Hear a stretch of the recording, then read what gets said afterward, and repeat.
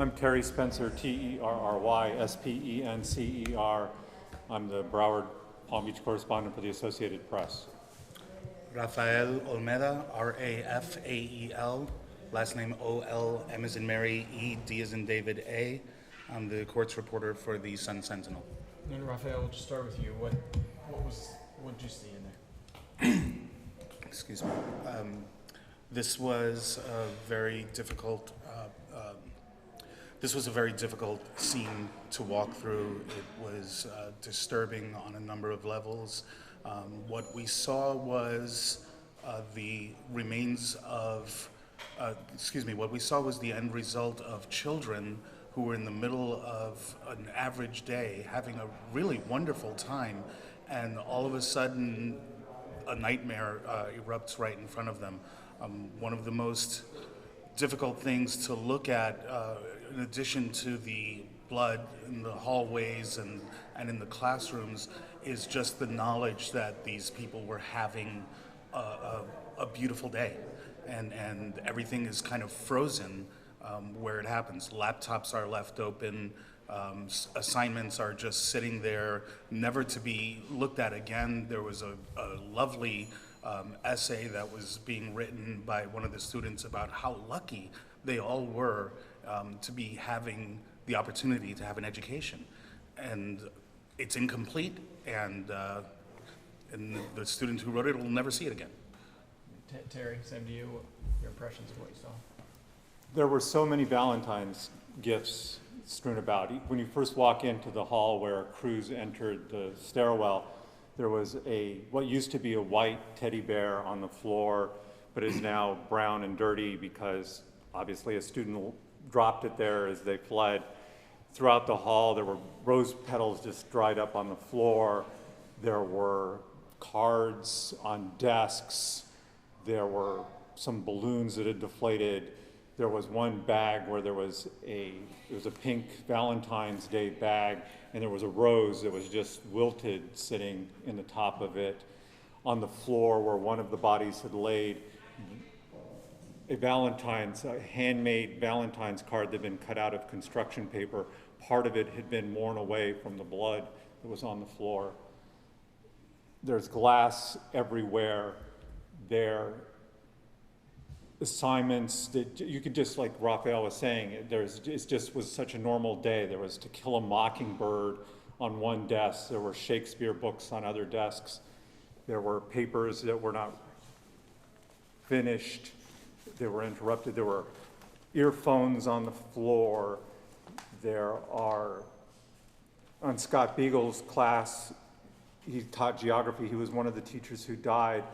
There were plastic maps of the world, like a placemat you might have at a dining facility, but were just on all the desks.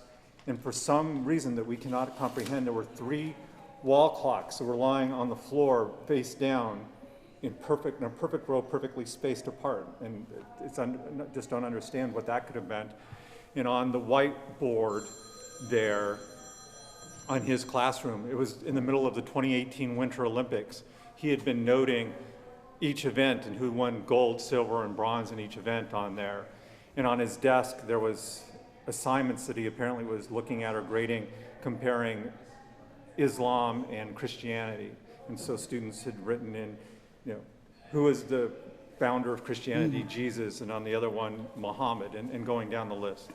So it was, you could just see how these lives were just so normal until they weren't. Tell me about what you noticed from the jury. How much time did they spend in there? Could you tell how emotional it was for them? The jury kept stone-faced. We did not see them while they were in there. We saw them as they were coming in. We saw them as they were leaving. So as they were coming in, actually, there were 2 jurors who were kind of supporting each other. One of them apparently trying to show some emotional support, like, we're going to get through this.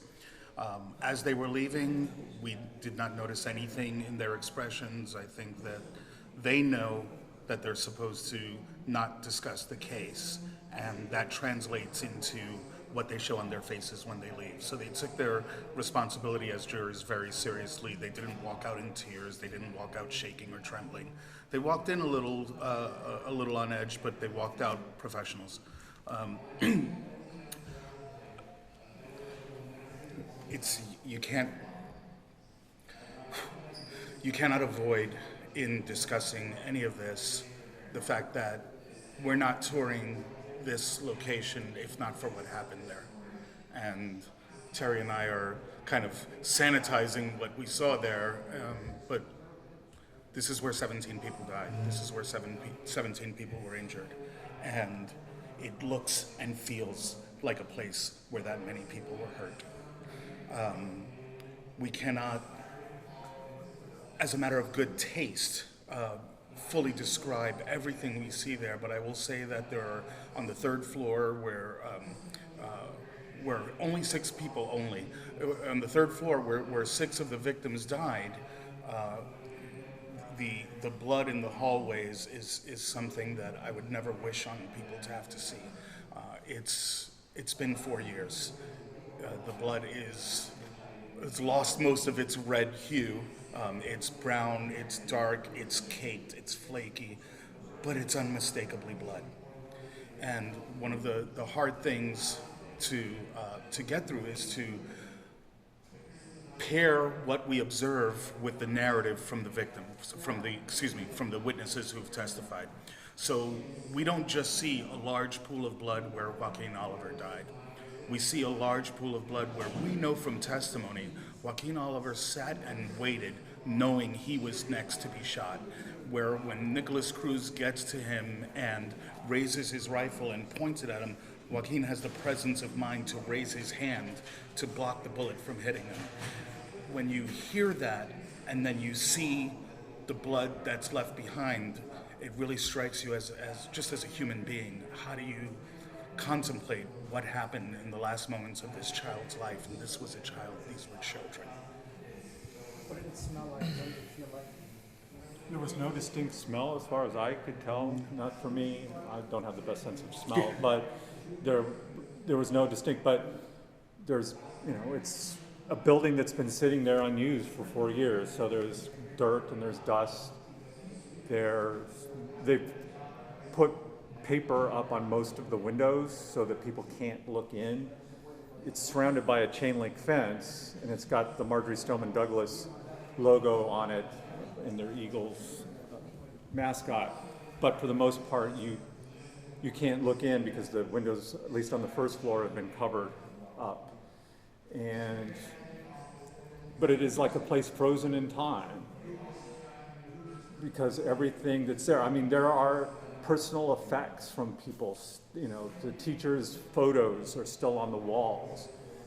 There was one classroom where it looked like the teacher had put her family's photos up behind her, and then she had students' pictures on another wall, and they're all just still there.